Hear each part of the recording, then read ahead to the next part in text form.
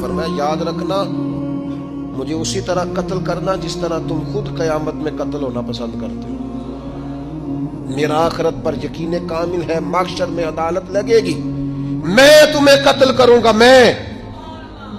हजरत सईद इब्ने जुबैर की वो जुर्रत थी कि दरबार सारा लरज गया हज्जाज का। हजरत सईद इब्ने जुबैर रज़ी अल्लाह ताला अन्हु कहने लगे अल्लाह इसे मेरे बाद किसी पर मुसल्लत न करना, मेरा कत्ल आखिरी हो, मेरे बाद ना हो। डर गए लोग, सहम गए। और वो जो जल्लाद आपको कत्ल कर रहा था उसके भी हाथ कांप रहे थे। इतनी जुर्रत, मौत का एक मिनट के लिए खौफ नहीं। हज़रत सईद इब्ने जुबैर रज़ी अल्लाह ताला अन्हु शहीद हो गए तो इतना खून निकला, इतना खून निकला, इतना खून निकला, खून बंद ही नहीं हो रहा।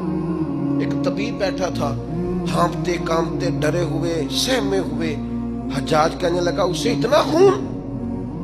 तो कहने लगा बादशाह मैंने सालों मरीज देखे हैं, इसको पता चल जाए ना मरने वाला हूं वो तो इतना खौफ में आता है, पहले ही उसका सारा खून जम जाता है और सुकड़ जाता है और उसका खून जल जाता है। ये जो बंदा तुमने शहीद किया है ना, इसमें एक रत्ती बराबर भी मौत का खौफ नहीं। मौत के खौफ से बेनियाज था, इतना खून निकला।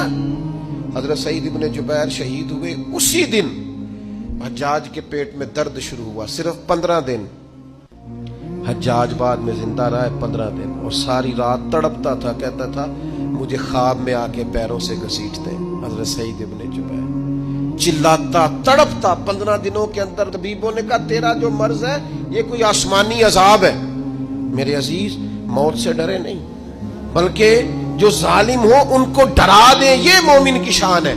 अपनी जिंदगी के अंदर से मौत का खौफ निकाल दें ताकि जिंदगी के जो दिन हैं वो जिए तो जा सकें, वो इंसान मजबूती से वक्त से गुजार सके।